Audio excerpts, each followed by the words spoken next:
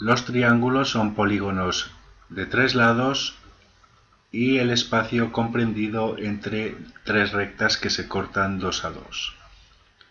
Podemos clasificar los triángulos atendiendo a sus lados, de manera que si tienen los 3 lados iguales, lo llamamos equilátero. Si tiene 2 lados iguales, el triángulo se denomina isósceles.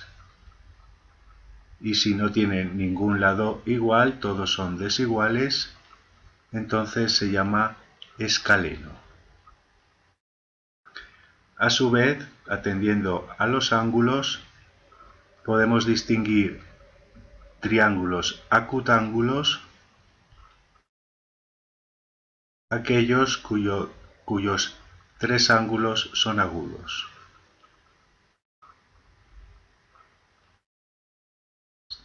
Llamamos obtusángulo a aquel que tiene un ángulo obtuso.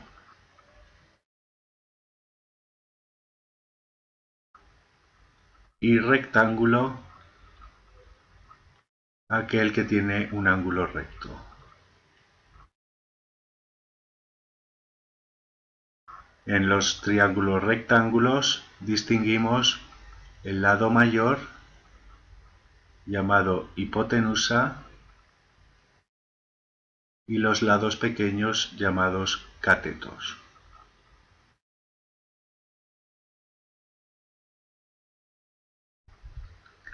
Bien, vamos a hablar ahora de las líneas notables de un triángulo.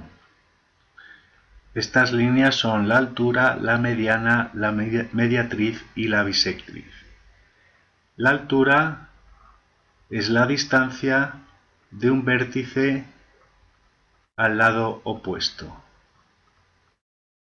Trazando la perpendicular desde un vértice al lado opuesto obtenemos la altura. La mediana es la línea que une el vértice con el punto medio del lado opuesto. Si imaginamos aquí el punto medio, la mediana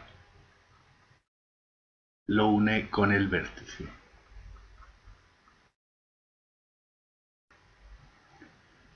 A su vez, la mediatriz es la perpendicular desde ese punto medio. Por lo tanto, trazando perpendicular desde el punto medio,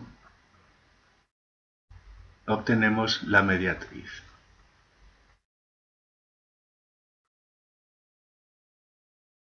Y por último, la bisectriz es la recta que divide a un ángulo en dos partes iguales. Supongamos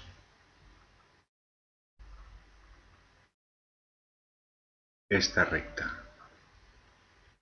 Pues bien, en todo triángulo se cumple que las 3 alturas se cruzan en un mismo punto llamado ortocentro.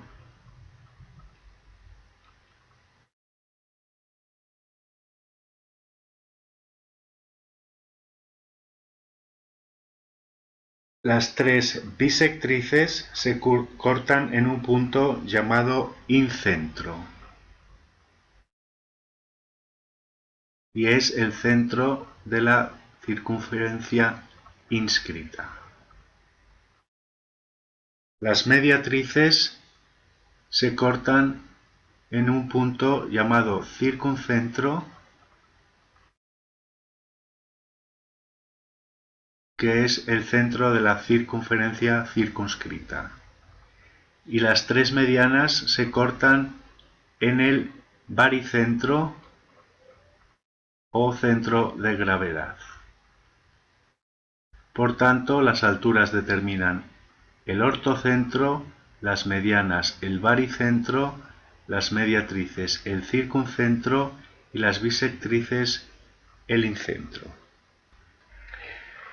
Y terminamos este breve repaso de los conceptos fundamentales a tener en cuenta en un triángulo, sus clasificación por lados, ángulos, líneas notables y puntos notables, recordando que si el triángulo es rectángulo se cumple lógicamente el teorema de Pitágoras, de manera que el cuadrado de la hipotenusa es igual a la suma de los cuadrados de los catetos, esto para los rectángulos.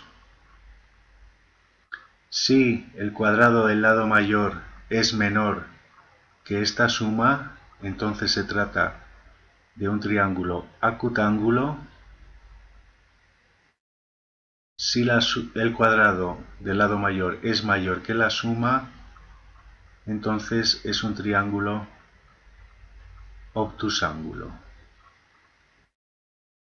Y también que debe cumplir que para que sea un triángulo, el lado mayor debe de ser menor que la suma de los lados, pero a su vez debe ser mayor que la diferencia. En el próximo vídeo iniciamos el estudio de las razones trigonométricas y la trigonometría propiamente dicha.